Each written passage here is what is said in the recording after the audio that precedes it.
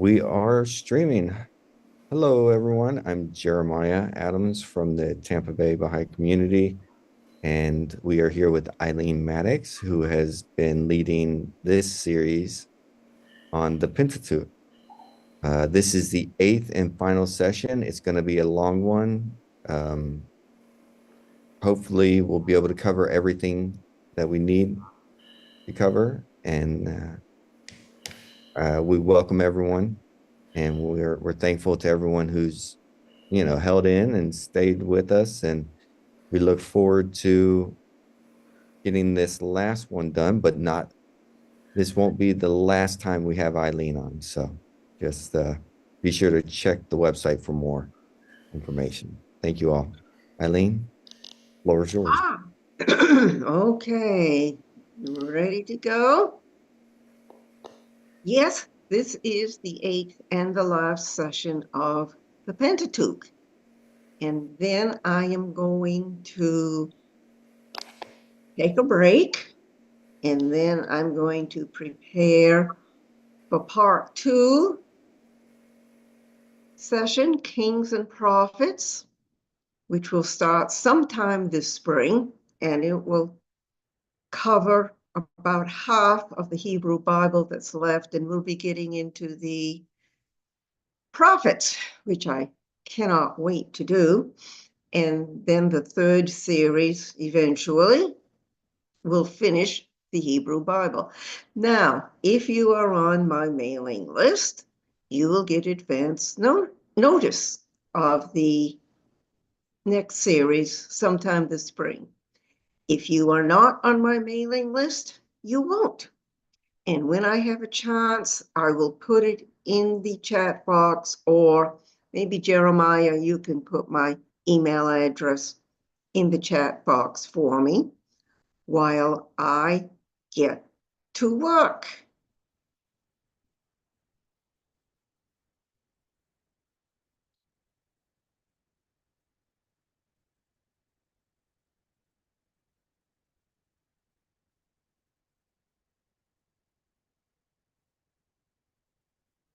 Okay, I think everybody can see my screen. And yes, this is all about the book of Deuteronomy. Deuteronomy, a second telling of God's law and the farewell addresses of Moses.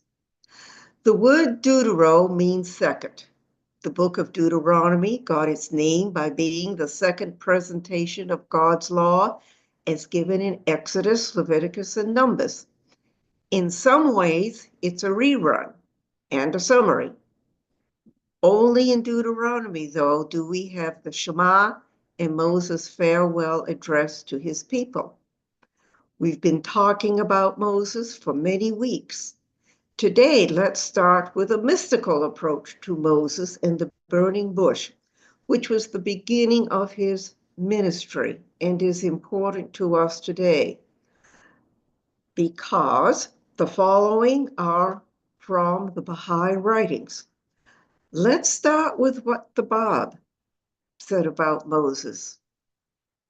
The Bab made a momentous statement when he wrote, "Indeed, we conversed with Moses by the leave of God from the midst of the burning bush in the Sinai, and revealed an infinitesimal glimmer of thy light upon the mystic mount and its dwellers, whereupon the mount shook to its foundations and was crushed to dust." Note the plural we. I have always looked at the manifestations of God as a team working with each other. The Baha'i scholar Nader Saidi asserted that the Bab was the gate through which God spoke to Moses, that Moses in fact attained the presence of God through the mediation of the Bab. Saidi wrote, "The burning bush, of course, belongs to the story of Moses, and it is one of the most significant features of the Bab's self-definition in his writings. In the Qayyumul Azma, the voice of God that spoke to Moses through the burning bush, is in fact the Bab.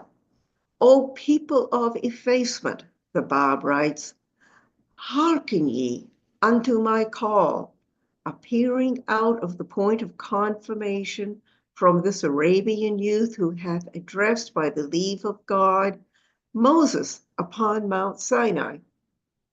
The mystic mount mentioned previously has several meanings, but in this case probably refers to Mount Sinai, where Moses received the 10 Commandments from God. The mystic mount also has another meaning.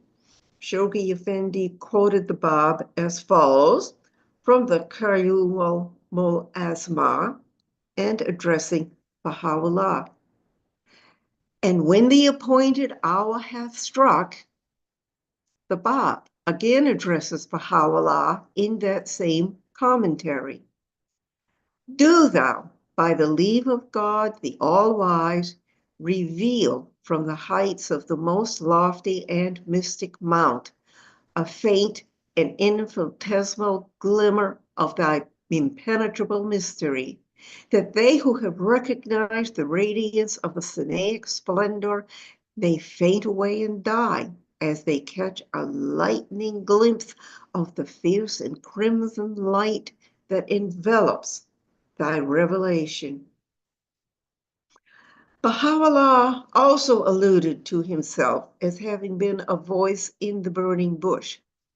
He explained this as follows. Say, this verily is the heaven in which the mother book is treasured. Could ye but comprehend it?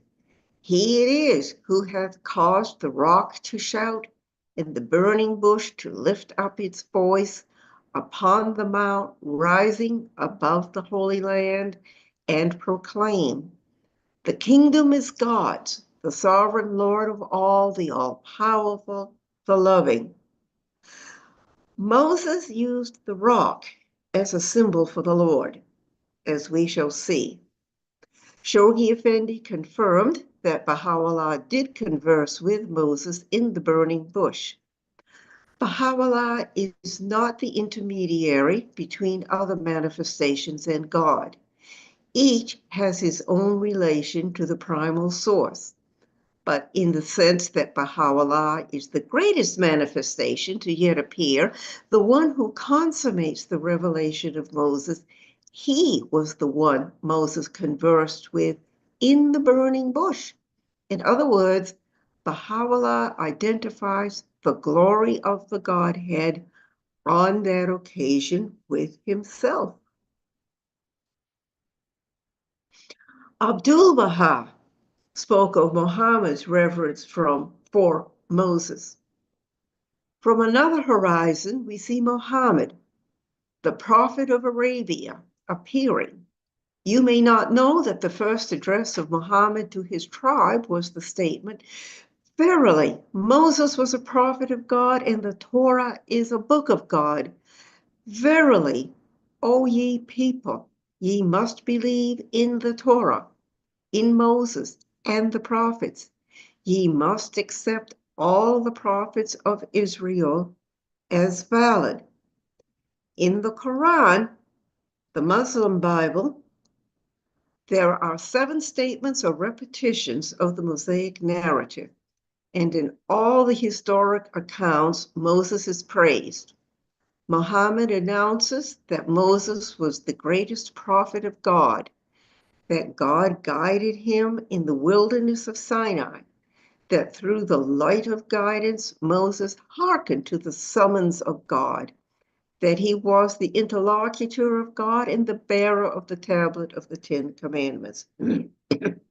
Moses is mentioned well over 100 times in the Quran, and that alone would be a complete program.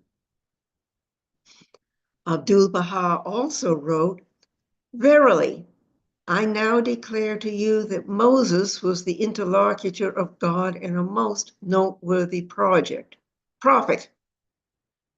that Moses revealed the fundamental law of God and founded, the real ethical basis. Just a minute, time for water.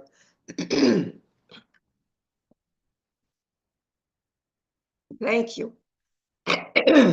Verily, I now declare to you that Moses was the interlocutor of God and a most noteworthy prophet, that Moses revealed the fundamental law of God and founded the real ethical basis of the civilization and progress of humanity. The depth and breadth of this sentence is beyond full comprehension. Moses was a conversant with God. Moses revealed the fundamental law of God. Moses provided the ethical basis of Western civilization and the progress of humanity. Christian missionary work in the 19th century spread the Hebrew Bible along with the Gospels around the world. Today, over half the world's population honors Moses: Jews, Christians, Muslims, and Baha'is.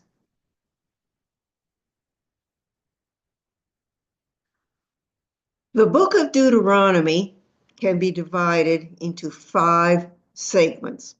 The first segment is the first 3 chapters that are a brief recap of the journey from Egypt through the Sinai. Moses pleaded with the Lord to be allowed to enter the land with his people. Sovereign Lord, you have begun to show to your servant your greatness and your strong hand. For what God is there in heaven or on earth who can do the deeds and mighty works you do? Let me go over and see the good land beyond the Jordan, that fine hill country in Lebanon. That is enough, the Lord said. Do not speak to me any more about this matter. Go to the top of Pisgah and look west and north and south and east. Look at the land with your own eyes, since you are not going to cross this Jordan. But commission Joshua and encourage and strengthen him, for he will lead this people across and will cause them to inherit the land that you see. So we stayed in the valley near Bet Peor. Abdu'l-Baha presented a short, succinct reason why some addresses of reproach and rebuke were directed to the prophets. All the divine discourses containing reproof, though apparently addressed to the prophets, in reality are directed to the people through a wisdom which is absolute mercy, in order that the people may not be discouraged and disheartened. They therefore appear to be addressed to the prophets, but though outwardly for the prophets, they are in truth for the people and not for the prophets. In this situation, the Lord was referring to the incident at the waters of Meribah, where the people grumbled and complained mightily about not having water, not to Moses' anger with them when he struck the rock and was angry with the people. Moses was blameless. He had not dishonored the Lord. The people had. Chapters 4 to 10 repeat the promises made by the Lord to his people, and in return, his expectations of them. The Lord is giving them a land of their own, a cornerstone of the covenant with Abraham. But there are also decrees and laws that must be obeyed. This tension will become constant throughout the Hebrew Bible.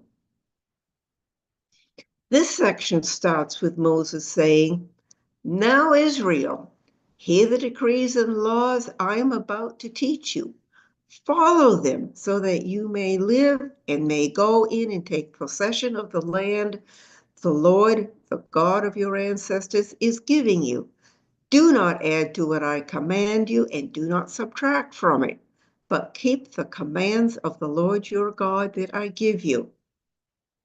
Moses also reminded the people of their great good fortune, that the Lord their God was always with them whenever they prayed to him. What other nation is so great as to have their gods near them the way the Lord your God is near us whenever we pray to him? This was a new concept. Pagan deities were local.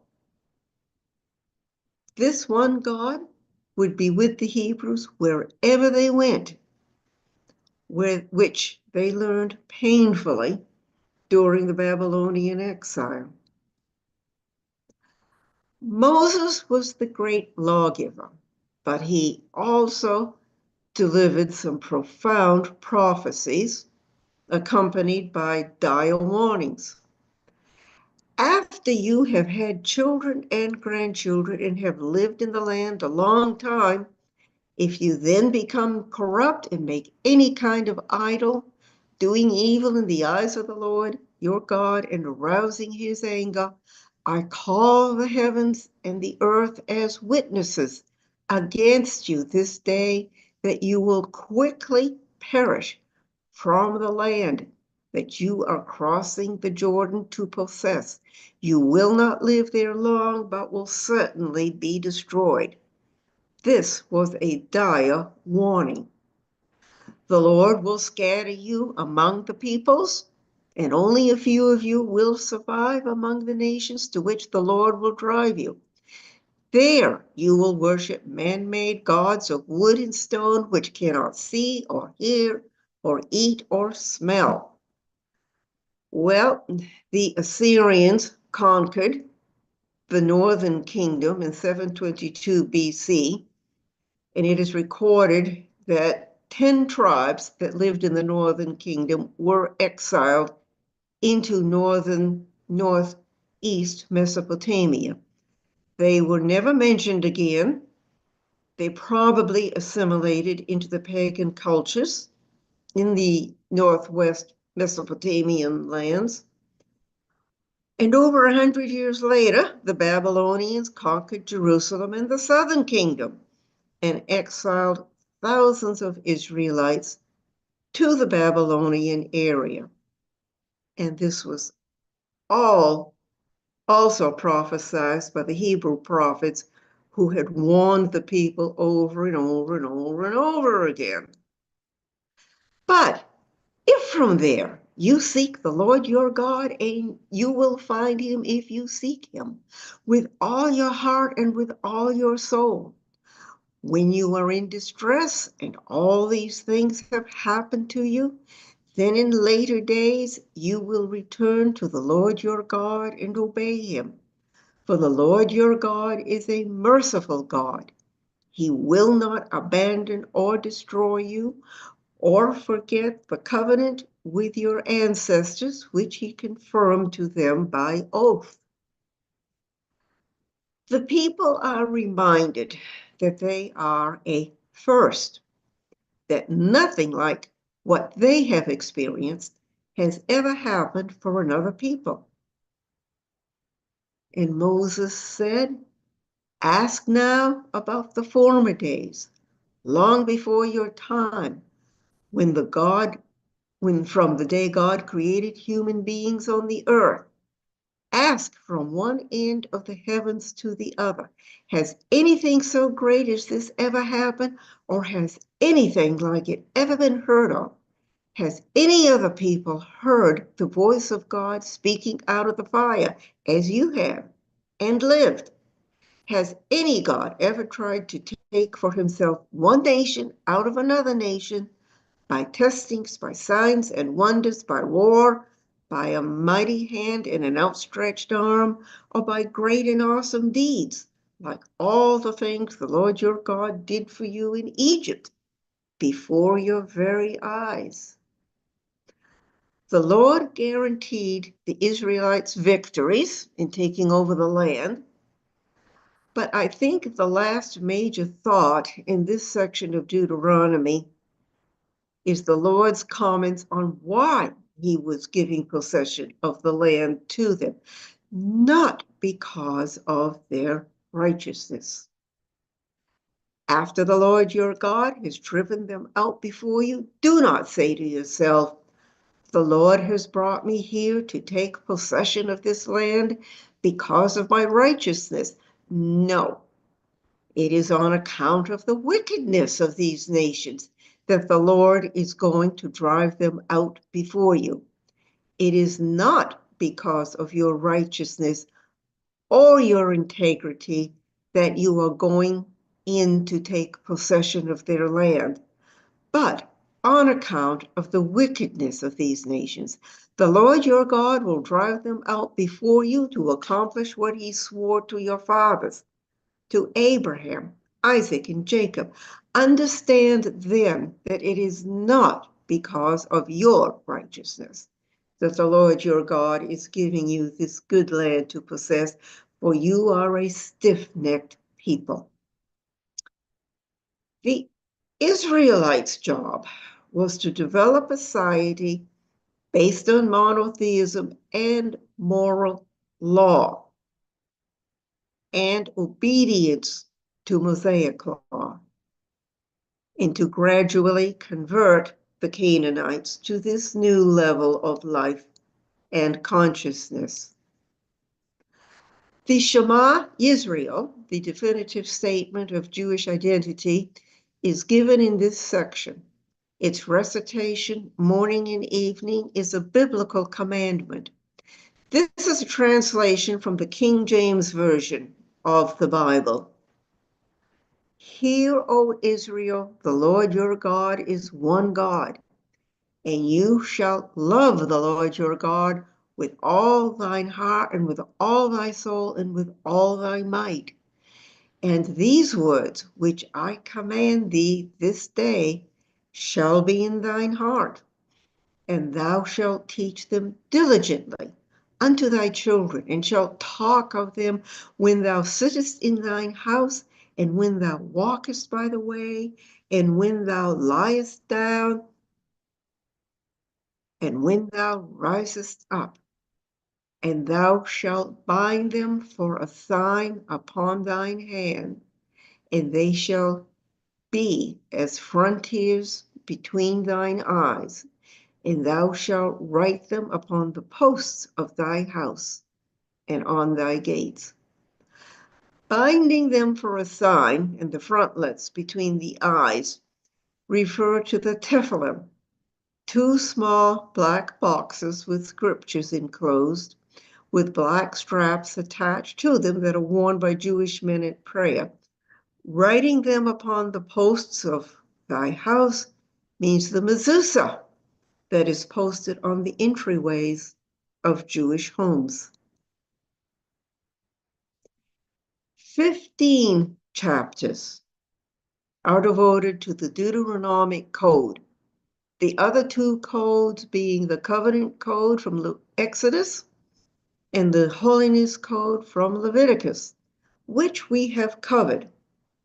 Much of the Deuteronomic code is repetitive from the other two codes, and so we will go into what is new here.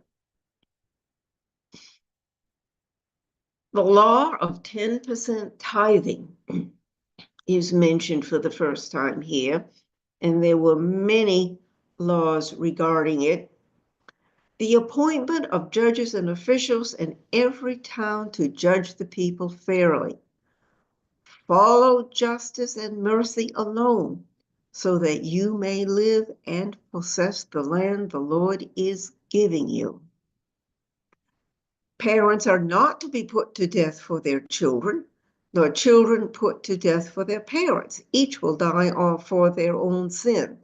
Now, this sounds a bit strange until you remember that the Code of Hammurabi embraced vicarious punishment.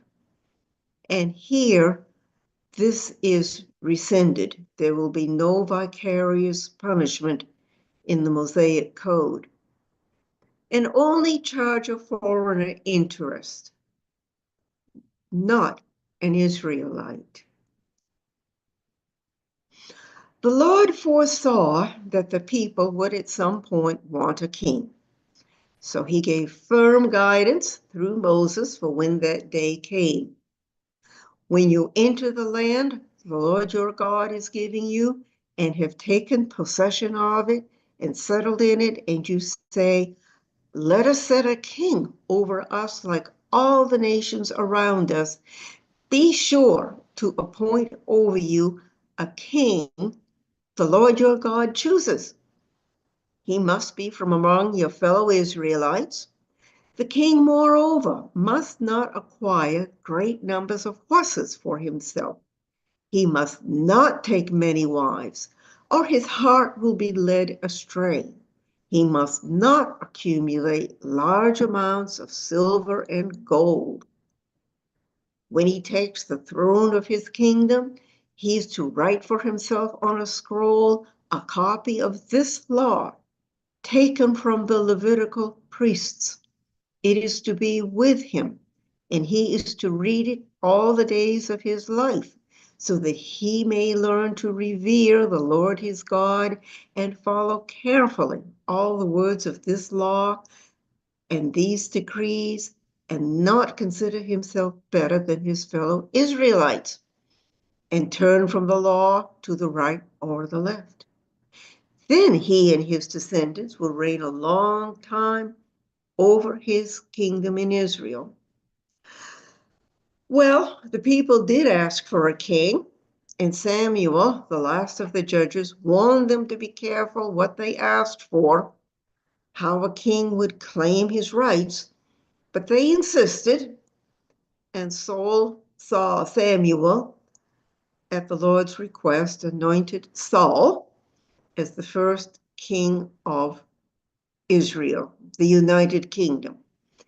If these first three kings had followed this advice, the United Kingdom would not have been divided into the kingdoms of Israel and Judah later on. The strongest words were against occult practices. When you enter the land the Lord is giving you, do not learn to imitate the detestable ways of the nations there. Let no one be found among you who sacrifices their son or daughter in the fire, and that is to the god Moloch, who practices divination or sorcery, interprets omens, engages in witchcraft, or casts spells, or who is a medium or spiritist, or who consults the dead.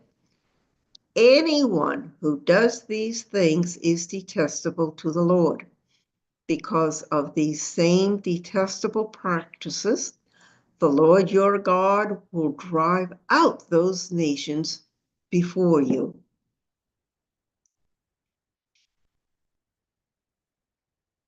And this has to be my favorite part of the Deuteronomic Code.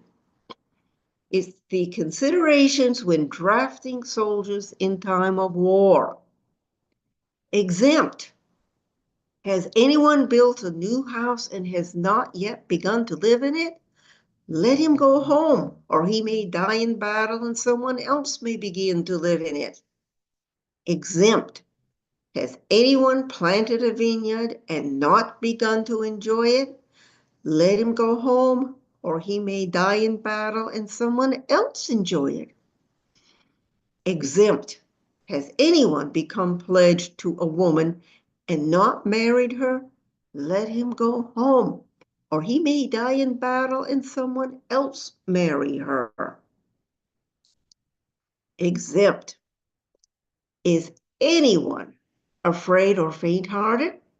Let him go home so that his fellow soldiers will not become disheartened too. If a man has recently married, he must not be sent to war or have any other duty laid on him. For 1 year, he is to be free, to stay at home and bring happiness to the wife he has married.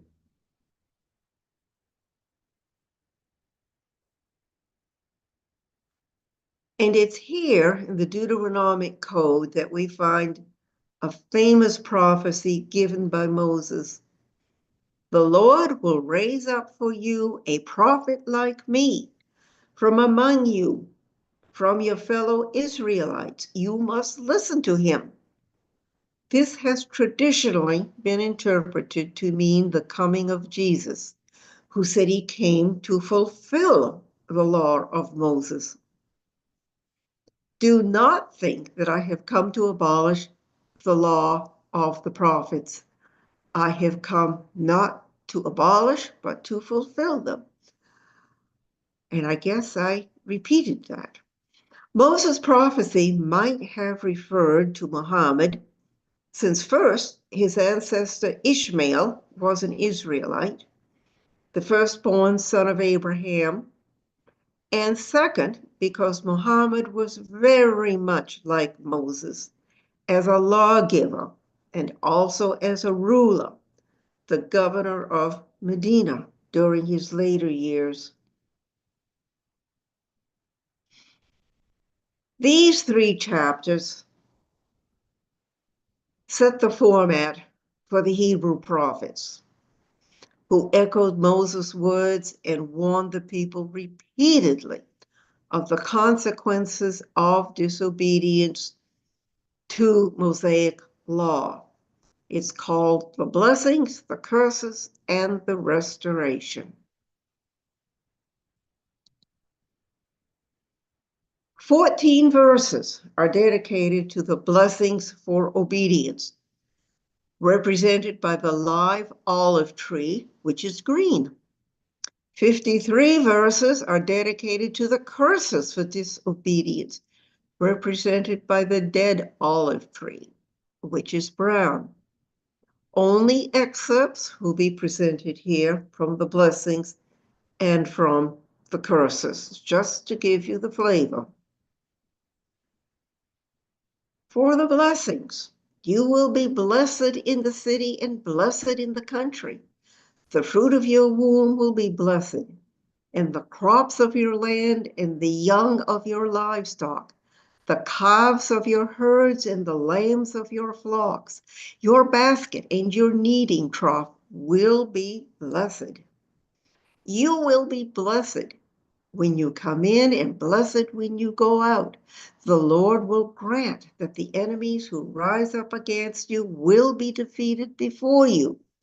They will come at you from one direction, but flee from you in 7.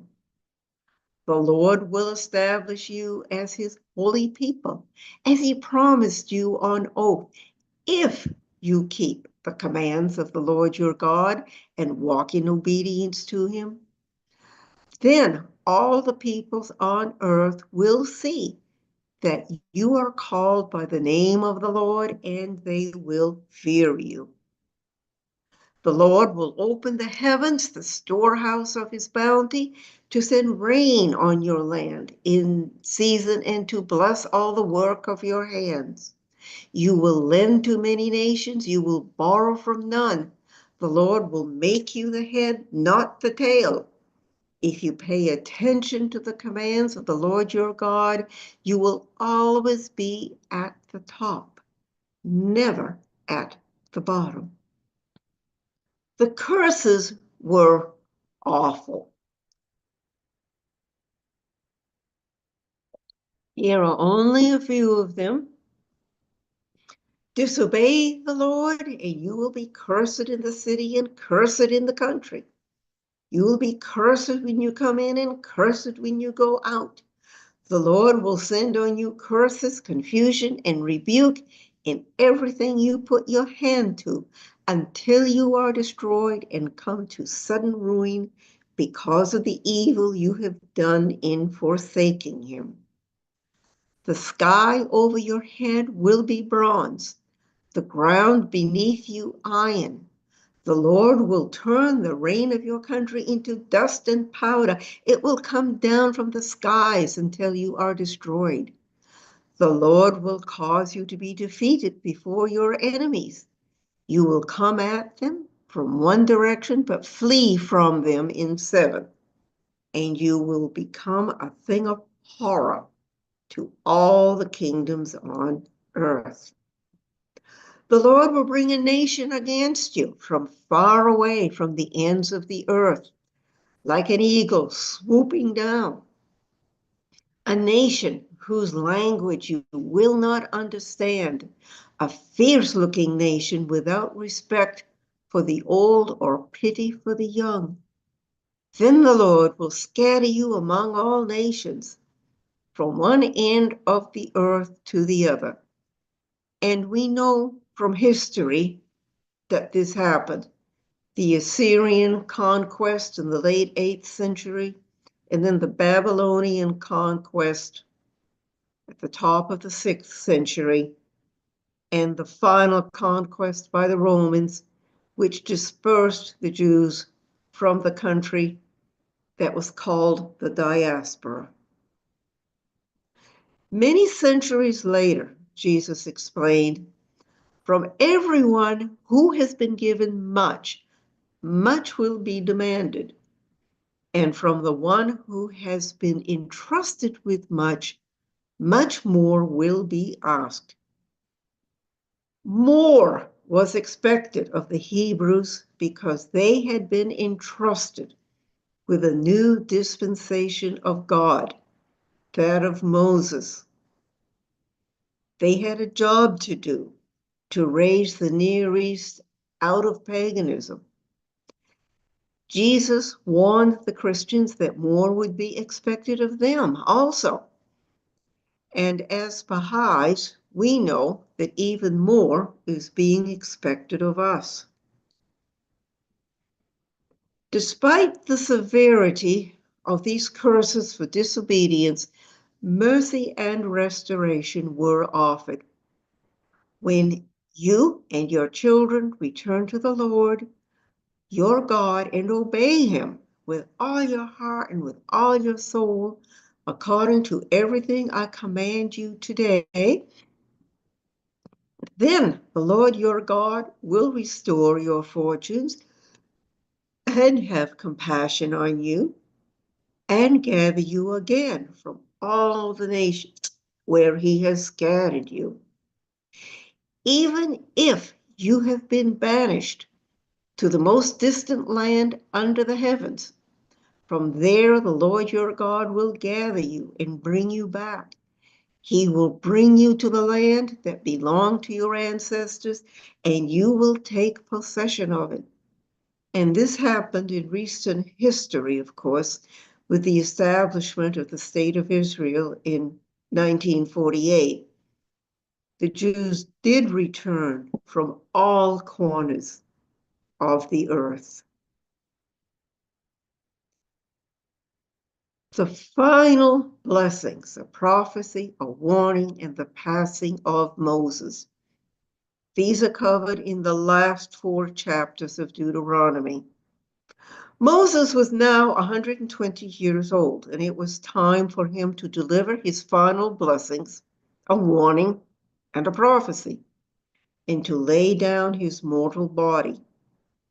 First, Moses wrote down the law and gave it to the Levitical priests and to the elders of Israel, and he commanded them. At the end of every 7 years, in the year for canceling debts, during the festival of tabernacles, when all Israel comes to appear before the Lord your God at the place he will choose, you shall read this law before them in their hearing. Their children who do not know this law must read it and learn to fear the Lord your God as long as you live in the land you are crossing the Jordan to possess. Religious education would be the stern responsibility of the Levite priesthood. The Lord was not optimistic, though. about his people, even after all of this. He warned Moses, "You are going to rest with your ancestors, and these people will soon prostitute themselves to the foreign gods of the land they are entering. They will forsake me and break the covenant I made with them. And in that city, I will become angry with them and forsake them. I will hide my face from them, and they will be destroyed. Many disasters and calamities will come upon them." He then gave Moses a song to teach to the Israelites, and they were to sing it. And it would thus be a witness for the law against them when they broke the covenant. When they turned to other gods, this song would testify against them and would not be forgotten by their descendants. It's called the Song of Moses. This was the final address of Moses to his people. It's 43 verses long, a warning and hope, mercy and redemption, and the themes of faithful and unfaithful that resonate throughout the Hebrew Bible. We will present only excerpts. The Song of Moses starts with Moses speaking gently of the Lord and using the symbol of the rock to describe his reliability and stability. "Listen, you heavens, and I will speak. Hear, you earth, the words of my mouth. Let my teaching fall like rain and my words descend like dew, like showers on new grass, like abundant rain on tender plants. I will proclaim the name of the Lord. Oh, praise the greatness of our Lord. He is the rock.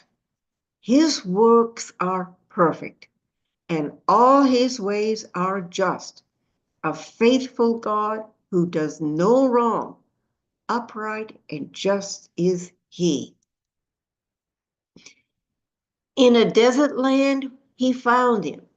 In a barren and howling waste, he shielded him and cared for him. He guarded him as the apple of his eye, like an eagle that stirs up its nest and hovers over its young, that spreads its wings to catch them and carries them aloft. The Lord alone led him. No foreign god was with him. They sacrificed to false gods, which are not God, gods they had not known, gods that recently appeared, gods your ancestors did not fear. You deserted the rock who fathered you. You forgot the God who gave you birth. And the Lord continued, "I will hide my face from them," he said, "and see what their end will be. For they are a perverse generation, children who will be unfaithful." Yet in time, God will be forgiving. The Lord will vindicate his people and relent concerning his servants when he sees their strength is gone and no one is left, slave or free. The false rock of their idolatrous worship will have deserted them, but God will heal them and bring them back to spiritual life. "See now that I myself am he. There is no God besides me. I put to death and I bring to life. I have wounded and I will heal, and no one can deliver out of my hand." Take to heart all the words I have solemnly declared to you this day, so that you may command your children to obey carefully all the words of this law. They are not just idle words for you, They are your life. By them you will live long in the land you are crossing the Jordan to possess. Moses gave his blessing to each of the tribes. He described each tribe's strengths and destinies, and then he gave his last prophecy. This is the blessing that Moses, the man of God, pronounced on the Israelites before his death. He said, "The Lord came from Sinai and dawned over them from Seir. He shone forth from Mount Paran." The Sinai was where Moses taught the Hebrews. Seir was a town located at the northern edge of Judah, near Nazareth. The wilderness of Paran is the desert where Hagar and Ishmael settled, the future site of Mecca. Sinai refers to Moses, who had already come, of course, himself. Seir to Jesus, and Paran to Muhammad. The and.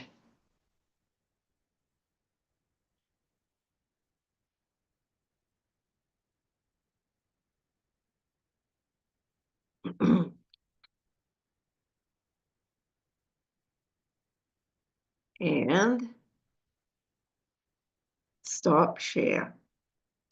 Here we are. Here we are. And now we are open to Q&A. And I haven't looked at the chat box yet to see what might be in it. So let me take a look. Thank you, Linda, for your very kind words. My email address is posted, and we have another request for the newsletter. Thank you. Okay, questions and answers are open.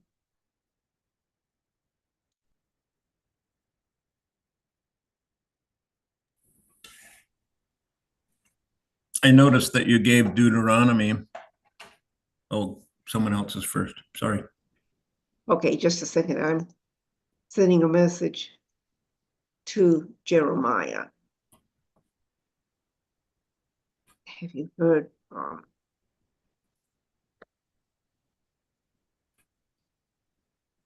Okay. I'm sorry. Please go ahead. Who is this, please? Kathleen was first. Yes, Kathleen, go ahead. You need to unmute yourself, Kathleen. Eileen, since this is the last session before spring, if we have your books between now and then, what would be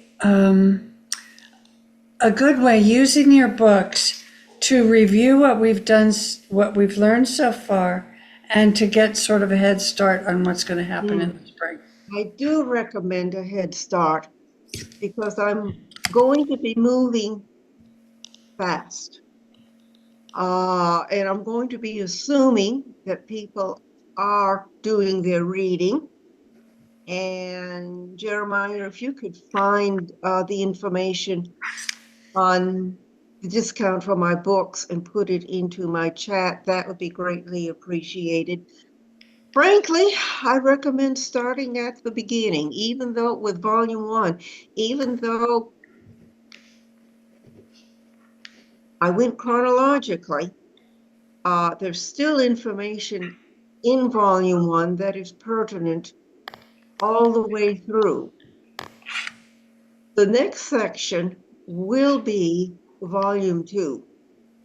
It's going to be from Joshua, which starts right after Deuteronomy, and go through Isaiah and the conquest by the Assyrians. I think.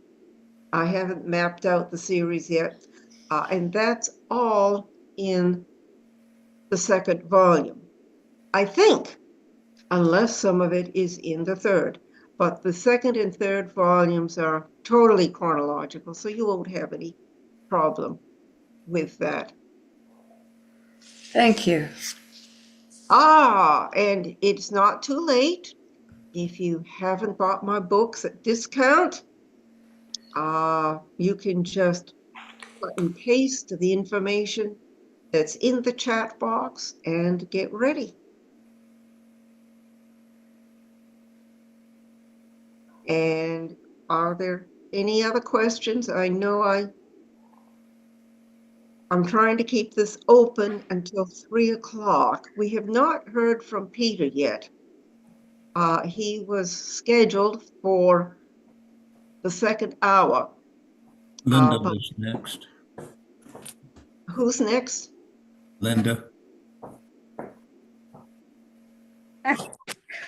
Having a problem unmuting. At the beginning of your talk, dear Eileen, I was a little confused about the burning bush.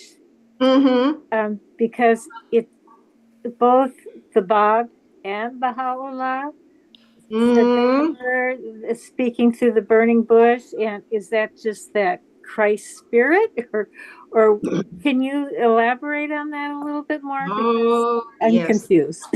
The burning bush is an extremely complicated subject. The burning bush, in its essence, represents the Holy Spirit coming from God to Muhammad. Yeah. But then after I finished the books, well, no, not completely after. Some of it is in my books, but not all of it. Nada Saidi, I do recommend that you get his book too.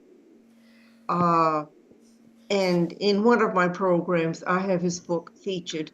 I forget the name of it right at the moment. But he goes into this in detail. Is it In the Gate of the Heart? Or yes, that's the name of it.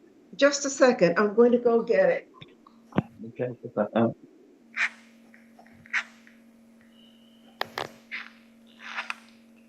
Gate of the Heart.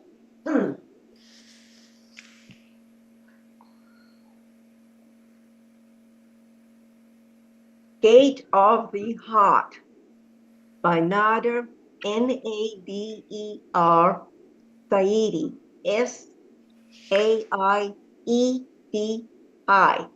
Okay.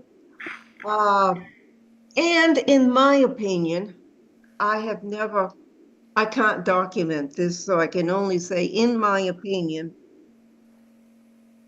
the manifestations of God, I'm sure, worked together and helped each other. They weren't just hanging out wherever they were, ignoring what was going on until they received their stage call. I just don't think that's how it worked. And Baha'u'llah, being the universal prophet who started the next cycle, as important as Abraham was, since he started this,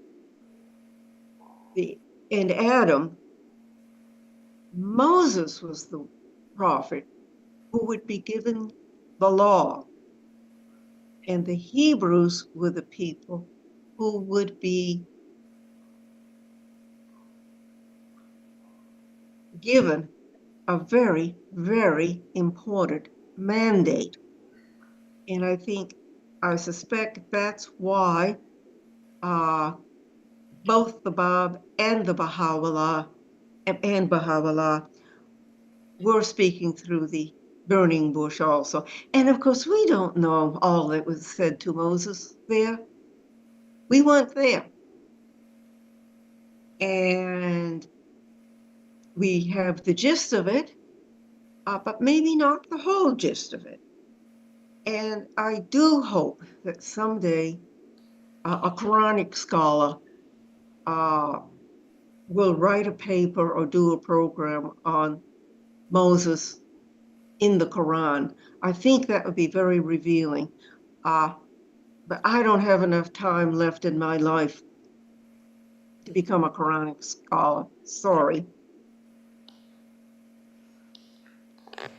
Okay, we can wrap this up. I don't believe that Peter is going to appear. Does anybody else have any question before we sign off? Yes, this is Joseph Erlacher. Yes. Just a kind of an observation. You showed in Deuteronomy, you quoted chapter 18, verse 15, where it says, "The Lord your God will raise up for you a prophet like me from among you." You didn't go down a little bit further where you have Deuteronomy chapter 18, verse 18, where it says, "I will raise up for them a prophet like you from among their fellow Israelites." Well, the fellow is your That's cousin, a key like your word. cousins. That's a reference to Muhammad. Yes, I think so. And in the writings somewhere, I just didn't have time to put everything into this program. Yeah. With the next series, I'm going to be going nonstop for 2 hours, slides, talks, whatever.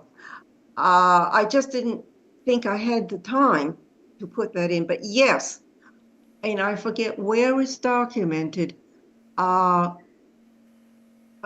That definitely was, I think, a reference to Muhammad. I don't want to cut Jesus out, but he was not like Muhammad,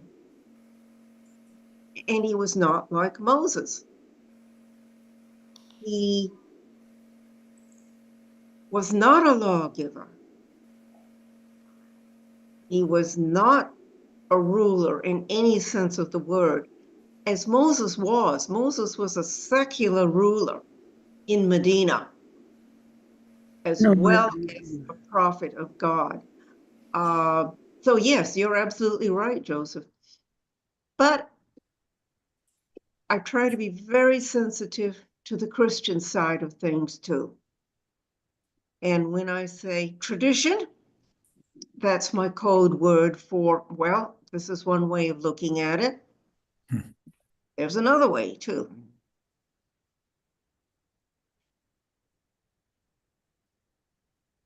Anything else? I do want to say that I really appreciate making friends with all of you and for you going through this with me.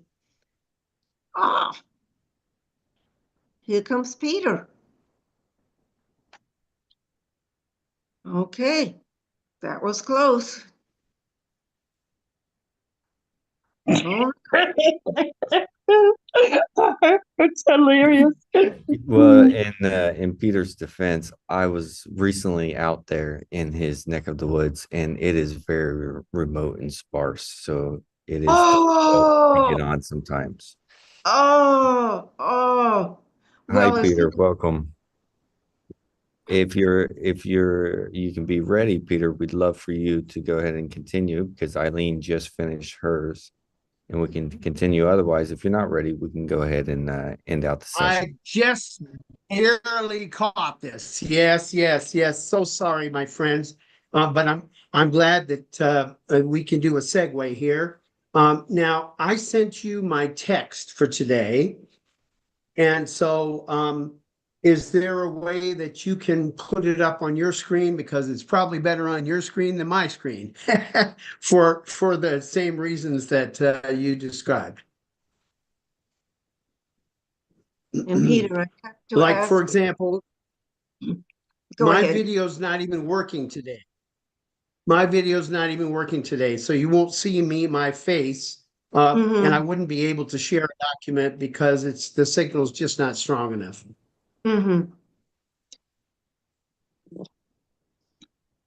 I thought you were up in the Yeah, Sierra Nevadas. Are you getting fire sparks up there? no, no. We're too far away from Los Angeles to be affected by this absolute tragedy. Several hours journey from here. Okay. And besides, those are fires that are fed by grass, okay, by dry grass. We Right. have trees, and we've had an enormous amount of rain in the last couple of months. And so I don't think we're going to have any problem with forest fires this season. Okay. Because the rain is keep coming, but the ground is soaked with water. And so it's completely different with LA. LA has had almost no rain, and that whole area, wow. I mean, this took everybody by surprise. We're used to having fires up here. We know how to deal with it. They were caught totally by surprise. They had no idea what to do. So, yeah, if you could expand that text a little bit more and then go down to the January 12th. So just scroll down to January 12th. So I don't know if there's anybody from the LA area on this Zoom, but if there are any of you, or you have any family or friends who are in LA and that area, my prayers are with you. I really feel for the absolute shock and dismay that people are feeling at this time. Frankly, the images I've seen look like Gaza. Looks like a war zone to me. Except worse, because it's just like everything for miles is completely destroyed. So today I wanted to talk with you about the concept of the chosen people, the chosen land, the chosen leader, and the chosen government. Okay, and then how these concepts have led to our understanding of Jesus, Muhammad, the Bab, and Baha'u'llah. Now, yes, it does look like you've got the most recent version. Okay, so although it's funny how texts don't really convert sometimes the way you want them to. The first text that I've selected here to share with you is really a preface to the topic. And I think it's a very, very important one because it talks about what chosen means. Because usually what people think about chosen means you're better than everybody else. And so that's why you're getting this benefit. And that is not the intention. That is not at all the intention. And the Guardian explains that beautifully in this passage from the Advent of Divine Justice, which I quote in full. By the way, this document, besides being on the Clearwater website, is accessible there to download. Anybody who wants to read the full text, all of the research that I have done and included in this, you can get it there. And if you want it directly from me, I can also send it as an attachment to an email. You can get my email address. Actually, you know what I'm going to do? I'm going to put it in the chat again, just to make sure that you've got it, in case you want to do that. And the other thing is, because this is our last session, if you have any questions, any follow-up questions or discussion that you'd like to have with me, please go ahead and write to me on my email. I'm I'm actually better at responding on email than I am over Zoom because for some reason the bandwidth is a lot smaller. So I'm going to read this selection to you. Okay. How often have the prophets of God, not accepting Baha'u'llah himself, chosen to appear and deliver their message in countries and amidst peoples and races at a time when they were either fast declining or had already touched the lowest depths of moral and spiritual degradation? The appalling misery and wretchedness to which the Israelites had sunk under the debasing and tyrannical rule of the pharaohs in the days preceding their exodus from Egypt under the leadership of Moses. That's one of his examples. I'm going to cut it short and not go through the other examples. He talks about the people, the Jewish people at the time of Jesus, the Arabs at the time of Muhammad, and of course, the people of Iran in the time of Bab and Baha'u'llah. It's very important for us to really understand deeply that this is what we're talking about, chosen. It is chosen by God, and chosen, he chooses the people who need uplift the most. And then the revelation has this impact that is discernible and impressive to the rest of the world who are not as depraved. You see, they're not as deeply compromised in their position. And so it enables them to see the contrast between this is the way people were before and this is the way they are now as a result of the influence of the revelation of God. So with that, I want to go have you scroll down to the first topic, which is talking about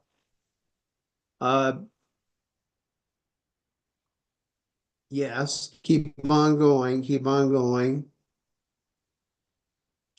All right. Yeah, it's kind of long, huh? So the first thing I want to note is the first chosen people that you can find in the Bible are Adam and Eve. Adam and Eve were chosen for the Garden of Eden. So the concept of people actually being chosen by God to serve a certain purpose begins in the book of Genesis in the second chapter. All right. You could even say in the first chapter, but in the second chapter, it's actually talking about where they're situated. And they're situated in a paradise in which everything works according to the way it's supposed to. And they have a temptation and they fall prey to that temptation and they take an action, and that action ends up with them having to pay the consequences of no longer being able to live in that perfect environment. But their chosenness is really front and center, that we understand that this was not just anybody. These were a specific people who were chosen by God to be in that environment. The second one we're going to have is going to be, if you scroll down, you will see Enoch. Now, Enoch is mentioned in 2 verses of the Pentateuch. Okay, 2 verses of the book of Genesis. Not much detail there, but there's a huge development of the character and the nature of Enoch in subsequent religious literature. And the best person that we can cite actually on this is Baha'u'llah, because Baha'u'llah talks about who is Enoch. And I put 2 quotes there. One is from the Tablet of Wisdom, the Law Hikmat. The other one is from the Tablet of the Uncompounded Reality. And I leave you to read those for yourself. This is a topic of great, great interest because it's related to the whole theme of divine philosophy that Baha'u'llah and Abdu'l-Baha develop in their writings, and Abdu'l-Baha also in his talks. The third person that we come across is Noah. Noah and his family. They are chosen. They are chosen by God to survive the deluge. Again, why are they chosen? They're chosen because there's a decision by God that he's not going to wipe out everybody. That's the symbolism here, that there is some remnant that's going to survive. All right. Then there's the chosenness of Abraham, who becomes the father of a great nation. And he is assured that through him, all the people of the earth will be blessed. And that those who attack him will be cursed, and those who bless him will be blessed along with him. Again, these are passages right from the Pentateuch that you can look up for yourself and study, and you can compare them with what is said about Abraham by Baha'u'llah and by Abdu'l-Baha. Let's move on to the next one. Isaac is chosen to be the favored son of Abraham. This is a rather complicated story, and someday I will share with you my understanding of it, looking at both Islamic sources and Jewish sources and also Baha'i sources, because of course there's another chosen son of Abraham, and that chosen son is Ishmael, okay? And he's very important in the Baha'i faith and prior to that in Islam. But this particular chosenness of Abraham is Isaac, who is to inherit the promised land. We'll get to the promised land in a minute. Then Jacob is the chosen son of Isaac. And the next person that we come across who was definitely chosen in a very special way is Joseph. Because Joseph, it looks like Joseph is done when his brothers abandon him in a pit in the desert. But then he's picked up by some descendants of Ishmael. They're Ishmaeli descendants. We know that because they're actually described as such in the text. So here Ishmael is having an interaction with Joseph, who's a descendant of Isaac, and is actually responsible for bringing Joseph to Egypt, where begins this transformation of first Egypt under the authority and the guidance and the wisdom of Joseph, which the Bible text and the Quran text clearly indicates is from God. This is not that he's a smart guy. It's that God was with him. That's the way it's talked about. It is the blessing of God was upon all that he had in the house and in the field. So then briefly, I wanted to mention some other peoples that were chosen by God. There's a very interesting text in the Tablet of Wisdom of Baha'u'llah, where he talks about Greece and he talks about the Greeks. And here's a very important thing that he says. He says, for every land, we have prescribed a portion, for every occasion, an allotted share, for every pronouncement, an appointed time, and for every situation, an apt remark. Consider Greece, we made it. We made it a seat of wisdom for a prolonged period. However, when the appointed hour struck, its throne was subverted, its tongue ceased to speak, its light grew dim, and its banner was hauled down. Thus do we bestow and withdraw. Very important that we understand God chose Greece for the blessings that came from that civilization. That's a clear statement for Baha'u'llah on that statement, on that issue. Now let's go to the next thing, which is going to be looking at and then I have a list of things that you can look at as well that pertain to people being chosen. Now we'll look at chosen land. Now the first theme that I included in this compilation has to do with the Holy Land, what we call the Holy Land. What's been called in the course of history Palestine and Israel, and that clearly the biblical text first of all God tells Abraham, leave where you live and go to a country, a land that I will show you. That's going to be your new residence. That's his first statement, which is in the chapter 12 of Genesis. Scroll down, please. And then later on, Abraham in chapter 15 is in 17, he's told that this land will be given to his descendants in perpetuity. And this is a covenant with God. This is a promise of God to his descendants. Then we go down, and then as we see the chosen a bearer of the covenant of Abraham was Isaac, and then it was Jacob, and then it was the sons of Jacob, the Israelites. Because Jacob, and that can be confusing if you don't remember that Jacob's other name was Israel.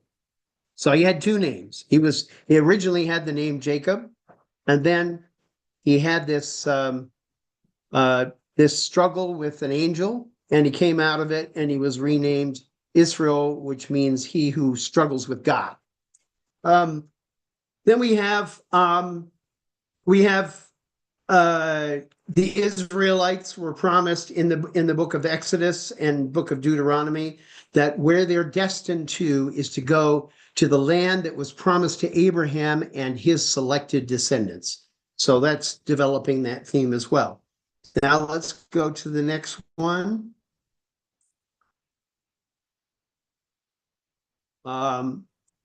Yeah, you can keep going. Those are all talking about the same thing.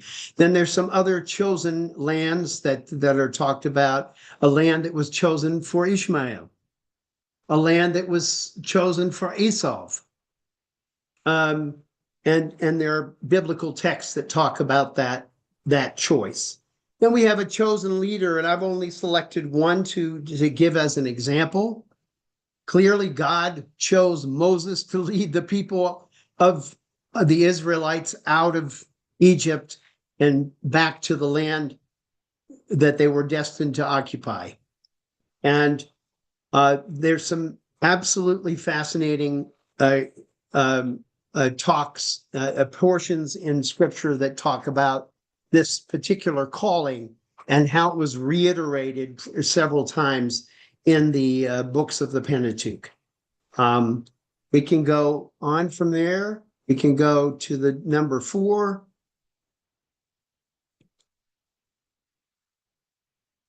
Number 4. Now here's an interesting thing. The government of the Israelites is actually stipulated in the Pentateuch. It says how Moses is to be assisted and then followed for the administration of the law of God revealed to him. Now, first of all, in Exodus, and you'll see also in some other of the books, it says that 70 elders were chosen to assist Moses. And there's one of the stories which I find particularly moving and interesting. And that is the one in Exodus in the chapter 18, which says that Moses was trying to do it by himself. And his father-in-law said, "No, the thing that thou doest is not good. Thou wilt surely wear away both thou and this people that is with thee, for this thing is too heavy for thee. Thou art not able to perform it thyself alone." So then the rest of this passage goes on.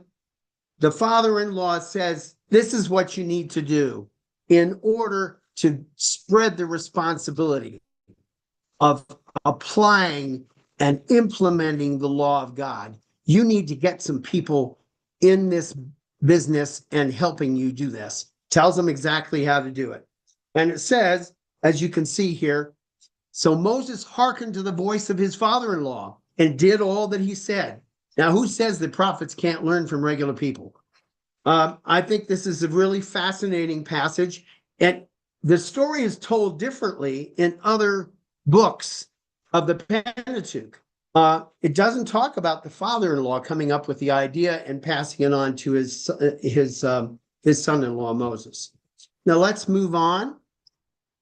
But I included those passages because those passages actually point out that this system of governance, you went a little too far now. This system of governance of getting the elders involved was talked about in the book of Numbers and also in the book of Deuteronomy. So you have multiple texts that are talking about how this is to be implemented. And it also is a fascinating passage, I believe it's in Deuteronomy, where it is said that those who disobey the judges and the elders are accountable to God. They have broken the law of God because they have been appointed to do this job. This job, which could not have been done by Moses after he passed on. It had to be done by somebody, and this was the mechanism whereby it was to be carried out. You can keep going down here. I really recommend that you read all of this document because the passages in full are very, very impressive when you read them from beginning to end. Honestly, I often feel when I'm studying the Bible that I make discoveries that I'd never seen before. And this reminds me of how I feel after reading the Kitab Yagan for the 50th time. I discover each time something new. And it's perhaps it's partly because I have a Swiss cheese memory, so a lot of stuff doesn't stick. But it could also be that my soul is not ready to understand something at a particular event. And so you have to go back and do it again. You have to immerse yourself in scripture in order to get more of the message, because there's only so much that we can absorb at any one time. Now, the last topic that I wanted to talk about here is to point out that the Pentateuch leads us directly to Jesus, to Muhammad, to the Bab, and to Baha'u'llah. And there are so many different ways in which it's leading us to those manifestations. But there's often the perception amongst people of all religions that there's really not any connection between one manifestation and another. And we Baha'is need to understand that that's simply not true.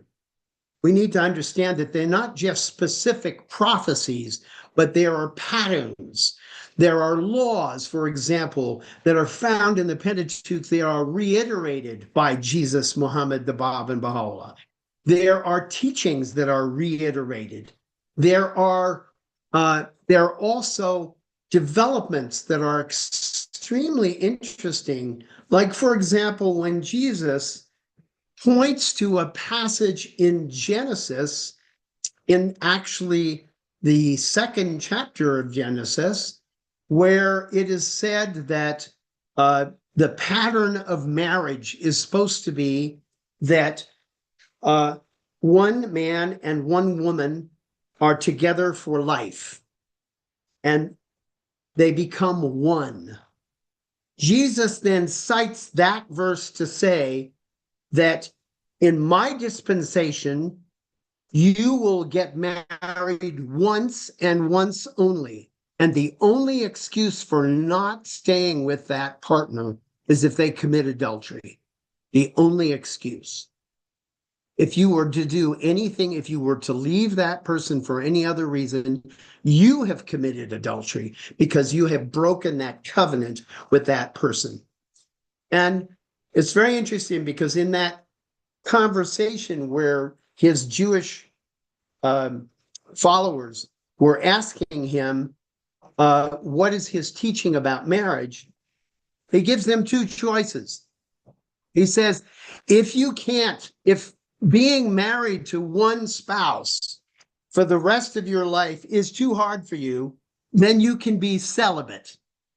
And I thought that was a tremendously funny thing for a 21st century person, because I think we have a very different perspective on this. Generally speaking, I think we think celibacy is completely unnatural and beyond the capacity of most human beings. Whereas in effect, Jesus is saying, no, it's the opposite. Celibacy is a whole lot easier than staying married to one person and being faithful to that person for life. So there are these things. It's not only that they're reiterations of stories to Baha'u'llah, there are reiterations of stories to Jesus, to Muhammad, to the Bab as well.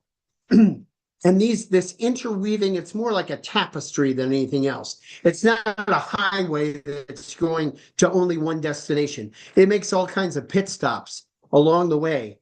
But of course, the culmination is Baha'u'llah, because there is no manifestation ever in history who not only fulfilled all the prophecies of the previous manifestations, but also has been the vehicle for a revelation that is going to guide humanity for the next 500,000 years. This is completely unprecedented. This is really, truly, the double message of Baha'u'llah is that he's not only the fulfillment of the past, but he's the harbinger of the future, of a future that is much longer than any of us can possibly conceive of. You know, we read about millions of years when we study anthropology, okay, or when we study astronomy, but we don't have a grasp of this in history because history is so recent. It's only been in a very short time period, maybe tens of thousands of years, and we don't know much about anything in those earlier eras before, let's say, to pick a date, 6000 BC. So I wanted to point out that this study of how the Pentateuch leads to Jesus, Muhammad, the Bab, and Baha'u'llah is something that Baha'is need to do for themselves. There are some books where some of the material has been shared with people. Eileen has written wonderfully on this topic, and I highly recommend that you read her books. But you also have to delve into the text yourself to find those gems that basically are like connectors between dispensations, and particularly harbingers of Baha'u'llah. And I want to conclude my remarks because I want to leave time for Q&A and for comments, because this is our last session. What I'm hoping is that what I have shared with you today and in previous talks, that I hope that it's going to provoke for you now and in the future more questions than it's provided answers. And the reason why is the questions are what drive us to further investigate reality. That's reality. You know, if we're simply satisfied with what people give us, we're going to be very limited in our knowledge. We have to push the boundaries at all times. And pushing the boundaries might sound like work, but it's not. It's enormously rewarding. It's the joy that comes in discovering these connections in Scripture is beyond anything in the mortal temporal world. It brings a certain kind of peace and of exhilaration and inspiration that doesn't really come in any other form. And I want to conclude by reading two passages from Baha'u'llah, which are below this, I think. Aren't they? Are they below this? Yeah, yes, they are. Okay. All right. So the first passage is from the Arabic Hidden Words. And Baha'u'llah says, "This is that which hath descended from the realm of glory, uttered by the tongue of power and might, and revealed unto the prophets of old." Well, just stew on that one. That's what we've been studying here, is the prophets of old. And this is that which hath descended and been revealed to the prophets of old. We have taken the inner essence thereof and clothed it in the garment of brevity as a token of grace unto the righteous, that they may stand faithful unto the covenant of God, may fulfill in their lives his trust, and in the realm of spirit obtain the gem of divine virtue. There's another passage that I wanted to share, and it's the one immediately following this. It's from the Kitabi Akdas. No, don't go too far down because I can't. Yeah, a little bit more. Up. Boy, it's hard to scroll, isn't it? This is Baha'u'llah talking about what the divine verses are. It's really, and what I described as this joy that comes when you make discoveries in studying scripture, when things become clear to you. Look at what he says here. Were any man to taste the sweetness of the words which the lips of the all-merciful have willed to utter, he would, though the treasures of the earth be in his possession, renounce them one and all, that he might vindicate the truth of even one of his commandments, shining above the dayspring of his bountiful care and loving kindness. If you continue here, just scroll a little bit more. That whole passage is phenomenal, absolutely phenomenal. And the last passage I want to cite, because it talks about the same thing, of the necessity that we read the scripture regularly, immerse ourselves in it. But it also, I'm going to read the whole passage because it puts it into context. Because like everything else in this world and the next world, moderation is key. Recite ye the verses of God every morn and eventide. Whoso faileth to recite them hath not been faithful to the covenant of God and his testament. And then he makes a further statement. And whoso turneth away from these holy verses in this day is of those who throughout eternity have turned away from God. Fear ye God, O my servants, one and all. Pride not yourselves on much reading of the verses, or in a multitude of pious acts by night and day. For were a man to read a single verse with joy and radiance, it would be better for him than to read with lassitude all the holy books of God, the help and peril, the self-subsisting. Read ye the sacred verses in such measure that ye be not overcome by languor and despondency. Lay not upon your souls that which will weary them and weigh them down, but rather what will lighten and uplift them, so that they may soar on the wings of the divine verses towards the dawning place of his manifest signs. This will draw you nearer to God, did you but comprehend.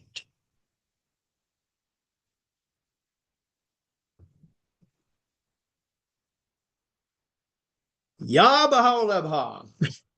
Now, my friends, if you want to address any final questions to Eileen or to me, we'd be happy to hear from you.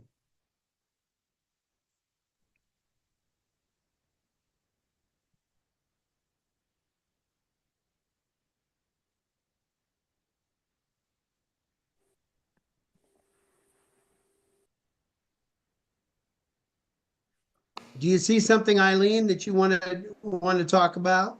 Well, we both have Linda who raised her hand, so she can go first, and then Kathleen. Yes, I'd like to go back to the part of Moses and his father-in-law saying Moses needed others to help him. Is that sort of the beginning of the idea of having disciples and followers that spread the word? Or I'm just wondering what the meaning of all that was. What was the intent of that passage about us knowing this? Yes. Now, if you read the other passages that are related to it, then and it will give you a little bit of an inkling about what he's referring to. He's referring to what sort of apparatus is going to exist to implement this law. You can reveal laws anytime you like, but as Moses found when he went up to Mount Sinai, up on Mount Sinai, and he was up there for 40 days, he came down and the people were worshiping the golden calf. Okay, that's the reality. The reality is you got to have somebody who's there, who's going to implement the law of God. And the institution that later developed in what was called the Great Assembly, and then later was called the Sanhedrin. This institution was initially described here as this group of elders who are selected to enforce the law. They are later called judges, and they have courts. And they, when people are not sure of the right thing to do, or whether they have, issues with somebody in the community, they bring them to the court.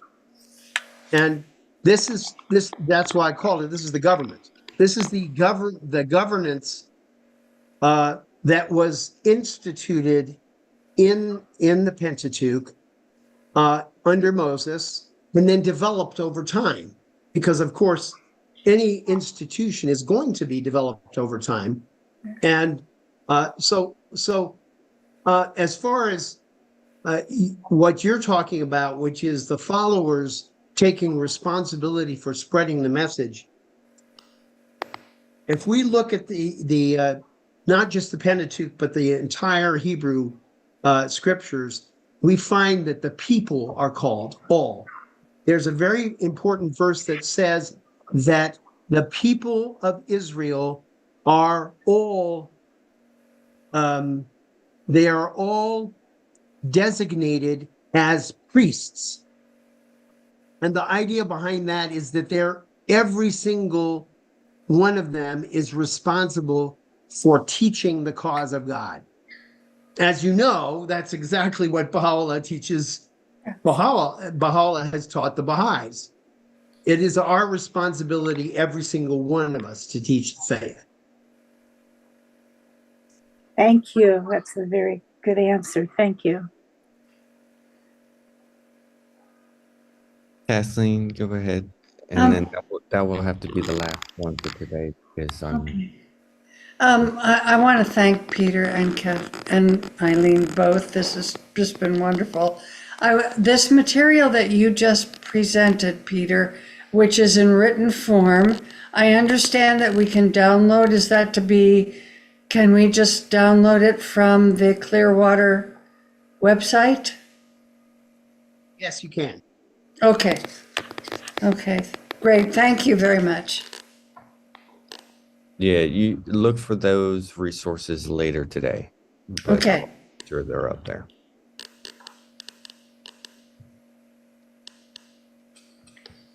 Any other Okay, questions? folks. It's been wonderful to talk with you. I've really enjoyed this time, and this time with both Eileen and with all of you. And I look forward to seeing you again. And God bless you and keep you and protect you and stay away from fire. Thank you, Peter. Eileen, any last words? Not really, just that it has been a joy to have done this. I've learned a lot doing this, and I'm really looking forward to seeing you at the next go round. Wonderful. Well, thank you all for who joined us today, and definitely look for those additional resources online shortly. And we hope there's more programs next week. There's going to be a continuation of the 11 a.m. We'll be back. That session will be back next week as well.